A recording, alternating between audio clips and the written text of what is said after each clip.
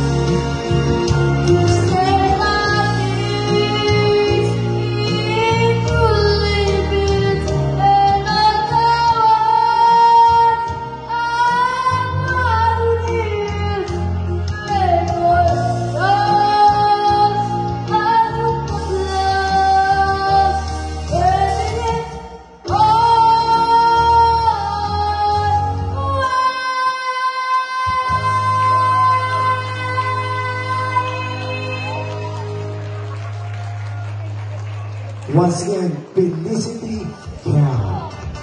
Yes. Ako yung may nabalitaan. Kasi, ang batang ito pala ay English speaking. So, ito na naman tayo sa pahirap. So, let's move on for our next contender. Usapin mo, English speaking. How old are you then? 7 po. Nagtatagalog ko pala naman eh. Kanina sa backstage, sabi ko, anong ipinyedo mo? Cow o kao? Sabi nung kasama niya, English speaking po yan, sir. Ano? How? Baka? I know, C-A-O. Cow. Diba, pag tinagalog mo yung cow, baka? Englishin mo kung sino ang kanyang inspirasyon sa pagkanta. Ano ka? Kung sino ang naging inspirasyon na pagkanta. Ba't ba pinahihirapan mo? Eto na naman tayo, Renzo. Number 2 pa lang yung bakit. Ayokong na-partner sa'yo. Kung sino ang inspirasyon sa pagkanta. Lagi mo akong binibigyan ng problema. Nagtatagalog ka ba? Konti lang. Do you understand Tagalog, bebe? Konti lang. Konti lang. Who? Who? inspired you? Who inspired you? Team. Sinong inspirasyon sa pagkanta ng iyong My Way? Sinong inspirasyon mo sa pagkanta? Who is your inspiration? Who inspires you to sing? Ayun na naman tayo. I hope you understand me.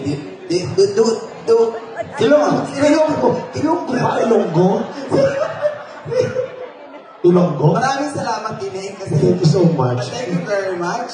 Thank you so much. Thank you. Once again, Felicity Cow.